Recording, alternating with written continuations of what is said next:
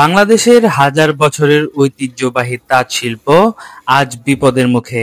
নানা সমস্যায় জর্জরিত এই শিল্প আজ ধ্বংসের পথে। কাঁচামালের দাম বৃদ্ধি এবং আধুনিক মেশিনে উৎপাদিত কাপড়ের সঙ্গে প্রতিযোগিতায় টিকতে না পারায় বন্ধ হয়ে যাচ্ছে একের পর এক তাঁত কেন্দ্র।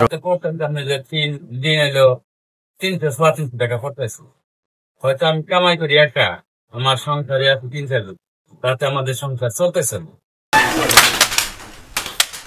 শ্রমিকরা পাচ্ছে না ন্যায্য মজুরি, অন্যদিকে তরুণ প্রজন্ম মুখ ফিরিয়ে নিচ্ছে এই পেশা থেকে। ফলে একদিকে যেমন হারিয়ে যাচ্ছে কর্মসংস্থান, অন্যদিকে হারিয়ে যাচ্ছে সংস্কৃতি ও ঐতিহ্য।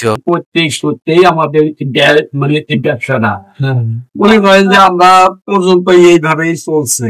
বোর্ড থেকে জানা যায়, সরকার ও সংশ্লিষ্ট দপ্তরের সঠিক পরিকল্পনা, প্রণোদনা ও প্রশিক্ষণ ছাড়া তাঁত শিল্পকে টিকিয়ে রাখা সম্ভব নয়। কষ্ট করা যায় এবং সুতা অনুযায়ী তারা যে রং রাসায়নিক বা সুতা কিনতে যেটা খরচ হয়, যারা প্রোডাকশন করে সেই মূল্য পাইতেছে না। আর একটা সমস্যা হলো যে বর্তমানে এই আমাদের হচ্ছে যে ইন্ডিয়াতে অনেক কাপড় যায়, বাইরের বিশ্বের বিভিন্ন দেশে যায়, কিন্তু এই কিছুদিন থেকে সরকারের পরবর্তীতে আপনার এই বাইরে ইন্ডিয়া যে ইটা যাওয়াটা টোটালি।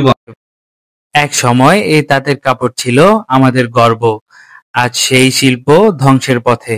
দ্রুত পদক্ষেপ না নিলে হয়তো আগামী প্রজন্মের কাছে এটি হয়ে থাকবে শুধুই ইতিহাসের অংশ। বাংলাদেশের তাঁত শিল্প নিঃসন্দেহে অর্থনীতিতে একটি বড় ভূমিকা পালন করছে, তবে এখানকার শ্রমিকদের ন্যায্য মূল্য না পাওয়ায় এবং এর আধুনিকায়ন না হওয়ায় এখানকার তাঁত শিল্প আজ বিলুপ্তের পথে।